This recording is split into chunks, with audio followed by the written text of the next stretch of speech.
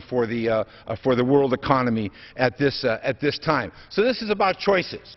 This is about choices. Do you believe the interest rate should be 3.4%, or do you believe it should be 6.8%? By a unanimous vote, the Republicans said it should be 6.8%.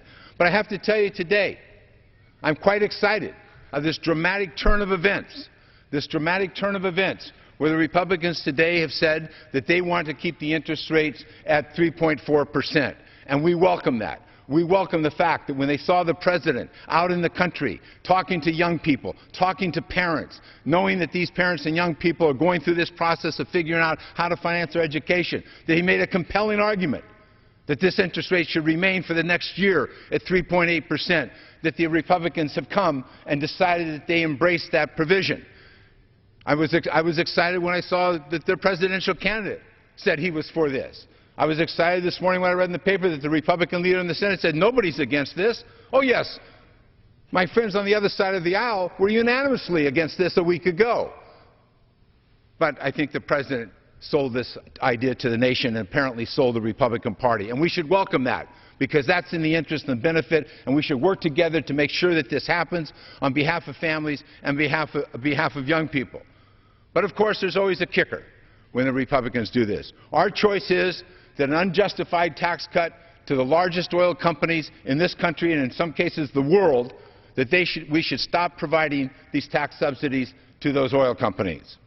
Their choice, unfortunately, is this: to wipe out and to repeal the preventative medicine account in the Accountable Care Act, in the Health Care Reform Act, to wipe that out.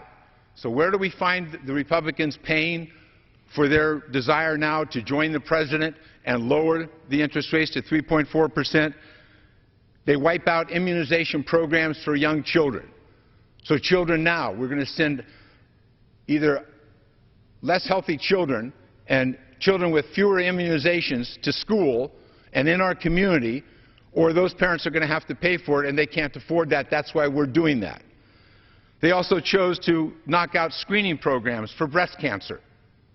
Once again, just as the Accountable Care Act extends health care to women, stops making women a pre-existing condition, that their gender denies them health care automatically under the current insurance systems, or makes it so expensive that it's very difficult for them or their families. Just as that's within the reach of women, the Republicans take away the preventive care that extends that screening to millions of women across the country.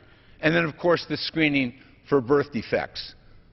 The screening for birth defects for couples that are concerned or been told by their doctor that their child may have birth defects, or that the pregnancy may be with birth defects, and the choices and the difficulties that they have to make.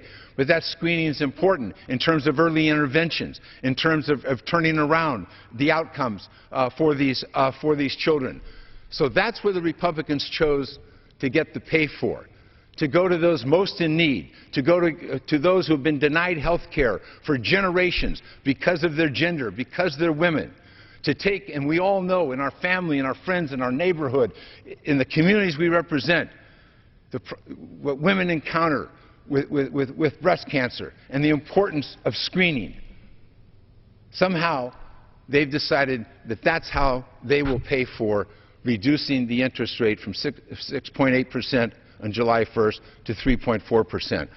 I urge them to join us and to pay for this in essentially a painless way with respect to these unjustified subsidies for the largest oil companies in the country. It's very important to the agenda, Mr. Garamendi, that you've put forth, that we've worked on, you worked on before you ever came